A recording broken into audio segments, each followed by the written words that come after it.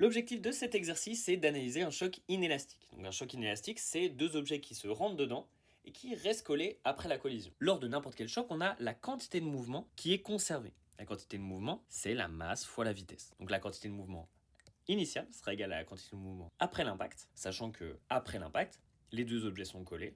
On a donc m1 plus m2 pour la masse totale, fois la vitesse. On aura aussi besoin de l'énergie cinétique, qui vaut 1,5 de la masse fois la vitesse au carré, du travail de la force de frottement, qui vaut la force de frottement fois le déplacement avec un signe moins puisque c'est une perte. Vous aurez aussi besoin de faire un bilan énergétique, c'est-à-dire que l'énergie initiale du système va se diviser entre l'énergie finale, l'énergie restante dans le système, plus les pertes dues au frottement, et vous aurez besoin de savoir décomposer un vecteur en faisant les projections sur les ailes. L'énoncé, c'est le suivant. Sur le campus, on a l'ENA, une enquêtrice spécialisée dans les accidents de la route, qui étudie un cas de collision entre deux voitures.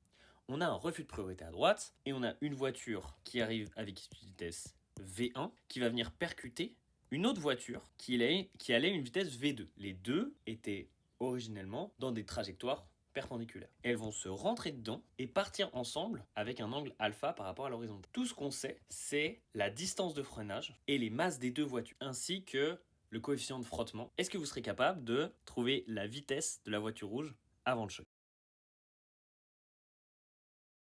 Notre objectif ici, ça va être de trouver les vitesses de chacune des voitures. Pour ça, on va commencer par la conservation de la quantité de mouvement.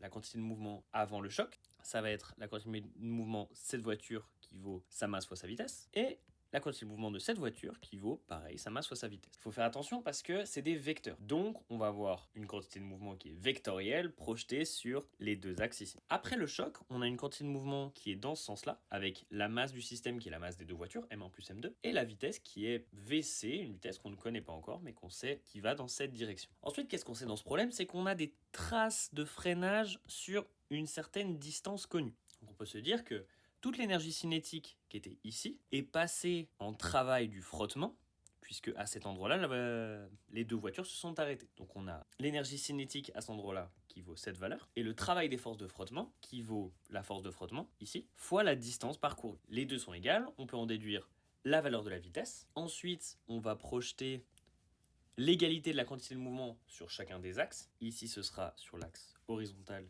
ici sur l'axe vertical. Et on peut donc trouver les valeurs des vitesses de chacune des voitures.